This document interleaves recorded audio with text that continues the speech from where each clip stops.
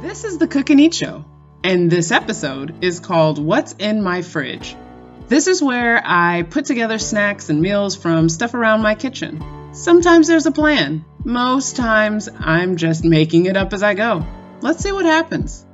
Well. What do we have here? I made teriyaki sauce, and I needed something to put it on. Today's a little special because I'm really proud of making this sauce, and I wanted to play host to no one. So I decided to make a bigger meal than usual. Teriyaki sauce from scratch is one of the easiest sauces to throw together. I'll include the recipe I was inspired by and substitutions I made in the description. Never mind the jar of pear sauce. We'll get to that later. Let's get started. So really, I thought it'd be great to make kebabs, but true to Midwestern weather, it decided to rain. With that in mind, kebabs always have chunky pieces so they fit on a skewer. And even though the rain tried to kill my grill joy, cutting up chunky veggies always cuts my prep time. I probably should have used a serrated knife on this carrot. It was actually pretty difficult.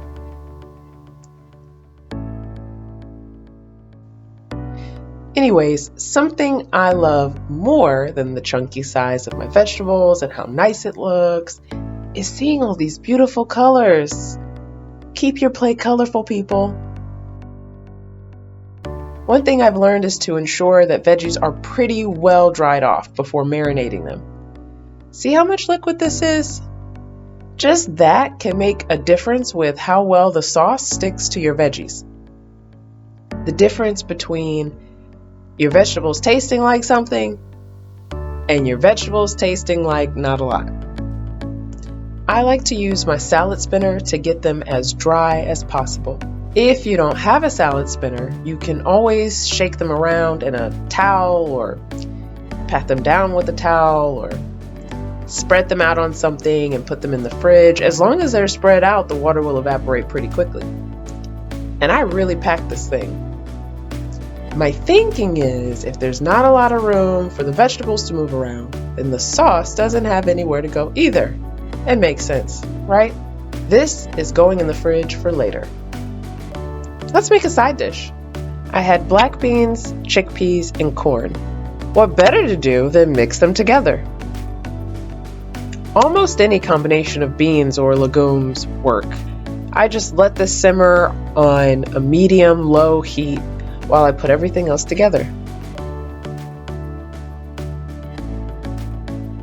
So now it is later, and I've been marinating the vegetables and some shrimp, and of course, salmon, because I thought I would be grilling them, but I'm not.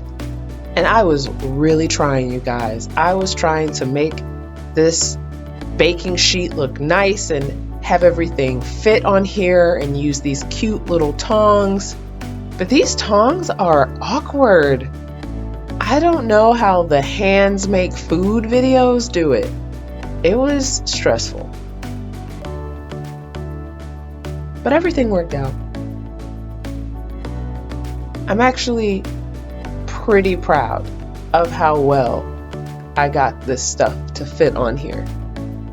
I mean, look at this. Doesn't this look so good? And that sauce?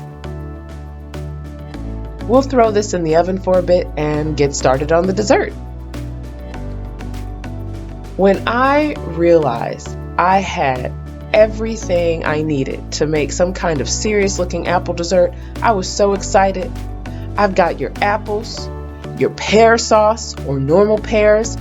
I've got your old-fashioned oats, an orange, a lemon, and then for the other ingredients, I had sugar, cinnamon and nutmeg, flour. I even had zest from the orange and the lemon, and the juice from the orange and the lemon. Since I wasn't about to take the time to make a pie crust and I didn't have any ready-made crust, I wanted to find something I could make that was quick and easy, and it needed to use apples and pears together. Because, long story, I pureed my fruit cups not knowing what else to do with them. Okay, well, the story isn't that long. I'd had some pear fruit cups in my fridge for a while, and I ended up pureeing them because I thought maybe if I made pear sauce instead, I'd eat it. Sure. Well, that didn't happen for an Apple-Pear Crisp, something that uses apples and pears and was pretty darn simple. All I needed to do was chop up the apples, and pureeing those pears actually cut down some of my prep time. I mean, look at all of this. So I just cooked the apples a little because I'm not a big fan of cooked fruit to begin with, so it has to be really soft for me to enjoy it. And I've always wanted to cook with zest, and there's not a lot of things I've come across that warrant the effort of zesting a fruit. I was so excited, y'all.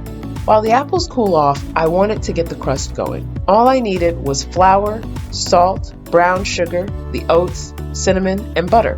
I have the butter knife sitting in hot water so that I could more easily cut the butter since it was pretty cold and hard. And of course I wanted to use my KitchenAid.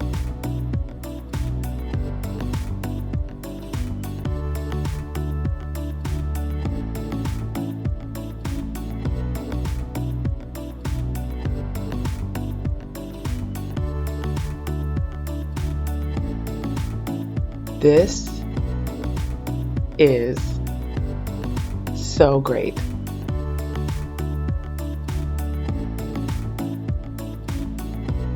Honestly, it was as simple as mixing the fruit and spices and flour together with the zest and all that stuff. Then mixing that crust and creating 2 layers. The first layer, of course, being the fruit, and the second layer being the crumble on top. I tried to put the crumble on pretty evenly, but not perfectly. I actually overmixed the crust. But look how beautiful this is. Let's check on the fish. It looks good, but it's not quite done yet. Man, this food. The Betty Crocker in me is so elated right now. Well, I hope you guys enjoyed that as much as I enjoyed putting it together. Thanks for watching. Till next time. Keep eating.